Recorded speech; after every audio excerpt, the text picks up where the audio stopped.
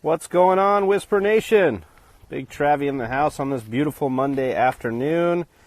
As advertised, myself and our good friend Stepmom Lauren. You can follow her at Stepmom Lauren. We're going to be going live here, and I believe she just joined. So as soon as she is ready, she will request to come on with us.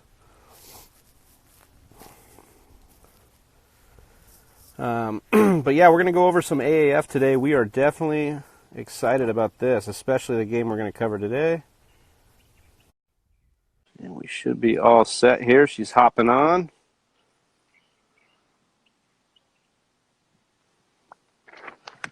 Get everything dialed in here.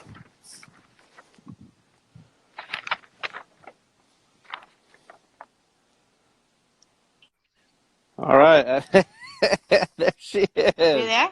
Yeah. Can you see me? Oh, I see you. Oh, wait, hold on. Oh, nope, that's in the cave. No lipstick on the quiche. Because that would be embarrassing. Yes. I'm here. What up? Yeah. What's up? Not much. Just telling the Whisper Nation what we got going on here. Thanks for joining. I am so absolutely. I am excited to be talking to the Whisper Nation. That's right. We're excited to have you. I'm pretty sure they're going to think you're crazy for having me on your show after this whole thing is over. They're going to be like, who is this person? She's crazy. We're all good. We like the crazy. We embrace the crazy. Embrace the chaos. That's what I am. So, yeah. Sorry. Hashtag not sorry. Right on. Well, today I told them, and we'll dive in a little bit more, we're going over AAF. Is that right? The Alliance of American Football. I hope it is, because that's what my notes are on. So yeah, exactly. So we're going over that, and we're going over one game in particular, which I believe you've been online saying that you're rooting for the Orlando Apollos. Is that what you're going with? Okay. I am. I'm in the Orlando area, so for my boys. And I don't have a football team anymore, Travis, which we'll talk about later. Not bitter at all. Not at all. Mm-hmm. Nope. All right, so we're jumping into this game. It was in San Antonio, in the Alamo Dome. We had the Orlando Apollos taking on the San Antonio Commanders. Why don't you give us a brief summary of what kind of went down in this game, and we'll hop on a couple different questions. Well, what didn't happen in this game, I think, really is the question. This had everything that we wanted to see. So going into this game from week 2, you had the San Antonio Commanders defense up against that explosive Apollos offense. So what were we really going to see? And again, we saw everything. 2 pick sixes, explosive downfield plays. And I think what really stood out the most was not just necessarily the great play of the players, but the audience. It was so electrifying in that stadium. And for the first time since week 1, I know that wasn't very long ago, but it was the really first game we got to see where it looked professional, where it looked like this is a league that's been taken seriously. They had fans behind the goalpost. Weird. Like, that makes it look fun and energetic, and the fans were wearing their Nacho Libre masks and stuff, and 10-year-olds are flossing. It was great. So much good energy. And, I mean, what can I not say about the game? It was fantastic. Yeah, I mean, even though you hit it right on the head there with the crowd, because I looked over at my roommate and I said, man, was San Antonio a great spot to pick a place to go? Texas loves football, and they don't have a professional team right now, so why not stick it there? And they, San Antonio showed up and showed out in that game, like you said. They really did. And, yes, we got a treat of everything there. Actually 3 defensive touchdowns, if I'm not mistaken. We had the fumble 6 and the 2 pick sixes? I believe so. Yeah, I know there were 2 pick sixes, one by Mbu. I don't know if I'm saying that right. And then the other one by Reeser. One for each team. It was fantastic. Yeah, so I think that we got a little glimpse of everything. And I think we have a couple of offenses there, especially in the Apollos, that I think that a lot of fans can get behind. This is what they wanted when they launched this AAF. They want high octane, a lot of offense. They've geared the scoring towards that. They've geared these rules of as far as points after towards that. And if anybody's interested in kind of how the scoring breakdown goes, not in great detail, but me and Lauren have both put out articles on kind of summaries on the AAF. You can check that out. Let them know where they can check that out, Lauren, for your article. Mine is actually on fakepigskin.com, and I also have it published on my Facebook page, which is facebook.com/stepmomlauren. I believe I also tweeted it out on Twitter Stepmom Lauren Twitter. I'm Yeah, very consistent. So also my yeah. Instagram is Stepmom Lauren. So Yeah. if you messed that up, I'm sorry. She's great. She's active on the Twitter especially and on all platforms, but we love her. We love her stuff, and she's got all the great takes. I want to talk a little bit about the quarterbacks here. Garrett Gilbert was the first 300-yard passer in the AAF, 19 of 28 for 2 touchdowns and 393 yards. Walk us through kind of his game and how that went down.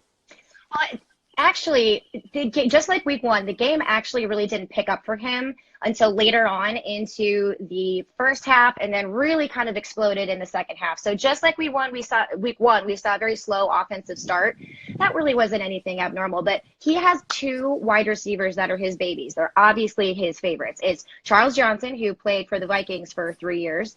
Another one that, like, I'm kind of heart set. I'm like, I really want to see him succeed. Yeah. And the other one is Jalen Marshall. So these are obvious wide receiver 1 and wide receiver 2 security blanket favorite targets for him. One thing about the play calling, though, with Gilbert and Steve Spurrier, sorry if I'm jumping ahead a little bit, No, but that's they fine. really tried to force some of those trick plays like they did in week 1 with the Orlando special. But they adjusted. They adjusted really nicely. And Charles Johnson's ability to create separation downfield, and with Gilbert's talent and his big arm and accuracy, they were able to convert on those big plays. They did get away with what the announcer called a phantom or a ghost pass interference call. Yeah. But who hasn't gotten away with that before? Right. Recently even too. That's funny that we're gonna bring in the Rams here because Hashtag Gilbert not was bitter. Yeah, well, you teased it at the beginning, and now we got to jump in because Gilbert was actually drafted by the Rams in 2014. Yes, he was. Yeah, and so he played a little bit. He played his first snap, I believe, last year in the NFL. But yeah, he's getting a shot to kind of. It's funny that you mentioned some of the play calling because even at the end of the game, the Apollos were throwing when they could have been running out the clock. I think Spurrier is just all about the offense on this, this high octane offense, and it's, I think it's what's going to keep people engaged in this sport or in this league. I totally agree. And he is very much of like a Bruce Arians mindset where he just wants to keep throwing it, and keep throwing it. And I really love to see that. And Gilbert was drafted. He was on the Rams. He was actually behind Sam Bradford and Sean Hill as the third stringer. So he does have a little bit of that experience, if you will. Yeah. But just to kind of touch on what we'll probably talk about later, maybe in a different segment, but a developmental pipeline for these players. He saw very few offensive snaps. What this league can do is really help him flourish and become an elite quarterback, maybe, hopefully. I think that's what he wants. But that's really awesome. And now I'm really torn, Travis, deep in my soul, because the Rams hurt me bad, like really bad. But I know. You've mentioned them 4 times. So my soul is confused. I don't know what to do. I'll get over it. Trust me, this is just a short little fleeting thing. Honestly, you and Gilbert can probably relate on both being burned by the Rams. So I think he's got to be your boy now. So I know therapy helps. Yeah. Tito's helps a lot. Watching them get beat up in the Super Bowl probably helps for that. It really didn't hurt. It didn't hurt at all. Fair enough. Nice little salve for my wound. So let's go to the other side of the ball with those San Antonio Commanders. They were the home team suffering a tough home loss. What did you see out of Logan Woodside, their quarterback? 20 for 29, 223 yards, a touchdown, and interception, and maybe even the running game. It seemed like Kenneth Farrow, he went 13 for 74 here. Sorry, looking at these notes, still learning these names. But he seemed to be kind of a bell cow for them. Talk a little bit about their offense. Yeah, and I love their offense. It was so where Garrett Gilbert actually stood out as the shining star in the Apollos. Logan Woodside actually melded in very well with his passing game as well as with the running game. So where he kind of fit in is he really allowed, and plus their offensive line was spectacular.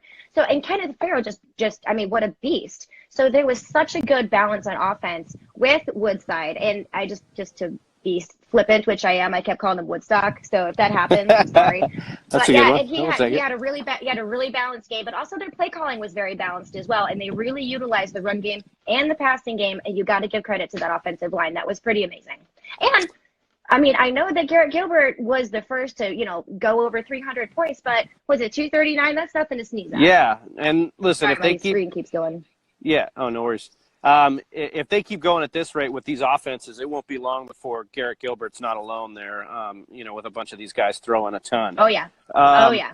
So let's talk about what we can look for with next week with these teams. Just guys you're excited about, you're amped on, because I think that is going to be important, is to try and pick a couple of these guys like Gilbert, like Woodside, that these that we can attach ourselves to going forward, so that we have someone to root for and not just the whole team. And well, I tell you what, there's 3 players that really stand out for me. Obviously, the big number one for me is going to be Gilbert, because he's an Orlando Apollo, because we do have that St. Louis connection. I do love him a lot. I'm excited to see where he goes. Can he maintain consistency with his huge arm?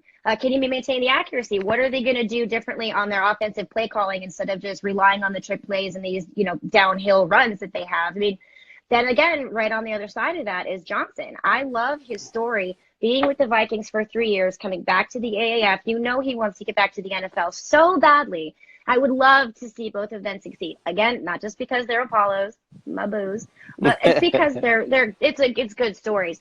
The other one on the other side of the ball is Kenneth Farrell. I really want to see what he does, and I want to see which one of these guys. I mean, even on other teams too, like Trent Richardson. Trent Richardson. My bad. Like, are they going to go back to the NFL? Like, is it going to be this year? Is it going to be in the middle of the year? So I really want to keep my eyes on those guys. And I just think the sky's the limit for San Antonio's offense. And I think a lot of these teams should be very scared of them with their really stout defense, especially their stout running defense. Yeah. And then they've got a very explosive offense. I mean, they held the Apollos, I think it was in the third quarter. They held the Apollos to 8 rushing yards. 8. Not 18, not 80. It was 8 rushing yards. It was like, and yet they had over 20 points on the board. Crazy. Yeah.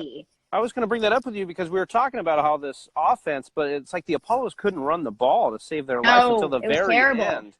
It was terrible. So, those are some names that I like. I definitely like this Gilbert guy. The guy, I think it's on the Birmingham Iron, Luis Perez. Is that his name? Yes. I saw some stuff today. Interesting story too. I saw some stuff today about YouTube teaching him to quarterback, and I was just like, there are some characters here, and Bill Polian, who helped start this, found this league, basically came out and said the difference between a great and an average guy in the NFL is, X amount of snaps. Maybe it's 15 amount of snaps and reps.